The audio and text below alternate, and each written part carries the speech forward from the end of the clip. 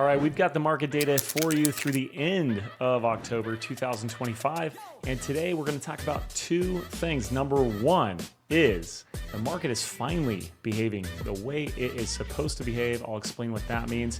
We're also going to talk about the proposal of 50-year mortgages.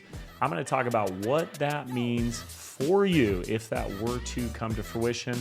If you want to know more about that, watch the rest of this video.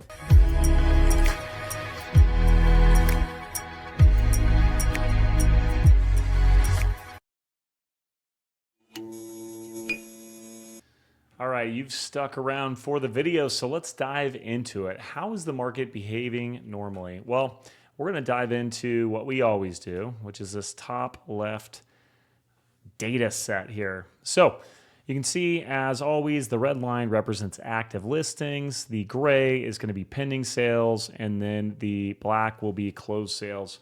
So let's just look at closed and pending.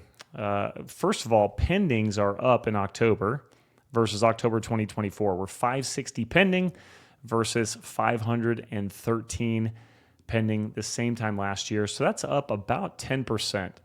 Then you can look at these active listings. We ended October with 1,126. The same time last year, we had 1,014. So that's up about 10%. Now, how is it behaving normally? Well, if you remember, I assumed at the end of August that we would see listings come down in September like they always do, except for, of course, they didn't. And I told you I was wrong. And then I didn't actually make a prediction last time, but my prediction would have been that we would have seen maybe a revert to the trend line and listings would come down. I would have guessed probably 2 to 3% if I'm being real. But when you look at this number, we're down 200 listings. So that's almost 20%. Down month over month, so I would have been wrong as well if I would have made a prediction. Now I didn't, but this is a normal behavior. What we see happen seasonally in the Boise area, and other markets might behave differently, but in the Boise area, this is a very seasonal event. As we get closer to the holidays, the weather gets a little bit worse. People are really settling into school. It's getting dark at like 5 o'clock at night after our lovely daylight savings time. And we see less and less people having their homes on the market. So this is pretty typical. That big of a drop? Not really. Am I worried about that big of a drop? No, I'm not at all. I think it's very, very, very, very typical. Now, I do coach real estate agents in other areas. One of my favorite areas that I coach agents is in Phoenix, and their market does the complete opposite. So their market really heats up over the winter because apparently people are fleeing cold areas and they're moving over there. So, if you're thinking, well, doesn't it slow down everywhere? No, it doesn't actually. It slows down here a little bit, but every single day, every day, ever since I've been in business, for 20 years now, there is someone selling a home in the Boise area. So don't be trying to time the market. That's a fool's errand. Now, if we look at these closings year over year, we're down a little bit. Now, that's obviously reflective of the pendings that we see in September. So we're down a little bit, but the new pendings were up about 10%. So that's very, very, very healthy. When we back out a little bit and look at some of this other data, we'll show you that looks like year to date, we are up 2.2%. The average sold price in Ada County is $624,000. We'll round it up. Now, as you look at the inventory, we have 2.2 months of supply. Just a reminder, because I haven't done it in a while, but a balanced market would be a market between roughly 5 and 7 months supply. That means it's not favoring buyers, it's not favoring sellers. Now, we have reset in terms of our market and balance. We think a balanced market is probably more like 3 to 5 months supply. So if you're over 5 months supply, that means it's a big, big, big time buyer's market. If you're under 3 months supply, that means it's a seller's market. So why would it be a buyer's market? Well, if there's more than 5 months supply, it means buyers have lots of options to pick and choose from, and they don't feel urgency to have to buy your home, which means they can typically negotiate a little bit more. If there's under 3 months supply, then you typically have less options for buyers, which means buyers are starting to fight over what's available, which means sellers have a little bit more power. And if you look at this, we're 2.2 months supply on average. So in most of our markets, basically 1.5 million and under, we are 3 months supply and under. So if you're considering selling, it's still a very, very, very strong seller's market. You have a lot of power as a seller. You still need to price right, of course. And we see every single day listings that aren't priced right, and they sit on the market day after day after day. And here's a secret: if you're a seller out there, you are not going to make more money the longer you're on the market. In fact, it's actually the opposite. And just a quick anecdote for you. Imagine you're going to go buy a home you're selling a home, but you're going to go buy one after you sell it. If it's been on the market, if everything's perfect about the home, it's exactly what you want, but it's been on the market for a day, how much are you going to try to negotiate with that seller? And if we're being honest, the reality is we're probably not going to try and negotiate at all. It's got everything I want. It's the perfect home. Why would I negotiate? It's been on the market for a day. Now, all the things are the same. Everything's the same, except it's been on the market for, let's say, 2 months now. And now that it's been on the market 2 months, now what are you going to do? Are you going to offer them full price? Of course not. Even if you're not an expert in real estate, well, I'm probably not going to offer full price. I'll come in a little bit low. That's the way all clients think. Now, why is that important? So if your home is worth 500 grand, but you try 550,000, and after a few months of it not selling, you finally get it to where it's priced right at 500 grand. Now it's been on the market 60 days. Even though it's priced right at 500, all the buyers are going to do the same thing you would as a buyer, which is negotiate.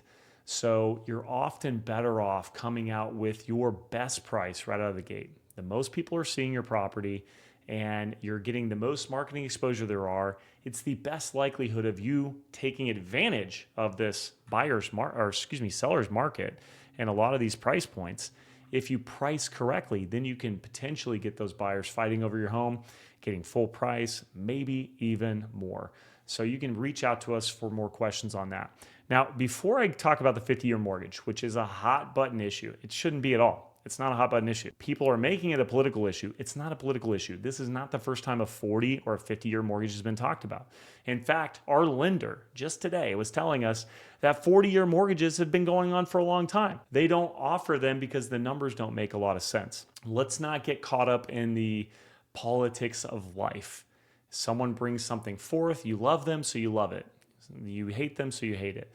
That's not what we're going to discuss. We're going to dive into that in a second. But before we do, I want to go into the new construction side of things. Last month, I said trouble is brewing, and there was 14.3 months supply of these homes over $2 million. And that is a big, big, big issue. Now there's only 12.8 months supply. What happened? Well, there was 37. Now there's only 34.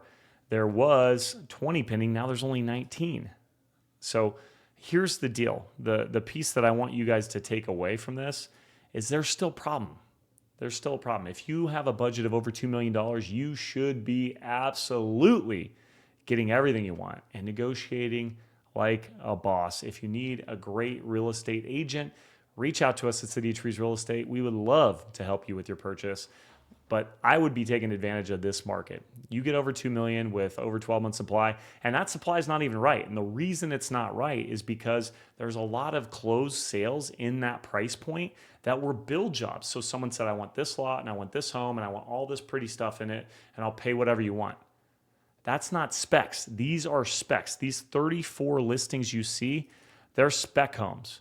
That means they're speculative. The builder said, hey, I like this home. I like this lot. I'm going to build it. Someone's going to come buy it. I'm speculating it'll be bought. That's too much inventory. And that demand is not what it looks like. I would say if I had to put like a number on this, like if I'm putting the line on a game in terms of like a betting line, I would say, and it's hard to tell exactly, I'd have to go nerd out for a while, but I would say that's probably like 22 months supply, not where you want to be if you're speccing out homes. So builders, if you happen to be watching this, don't spec out any more $2 million homes unless you're crushing your competition.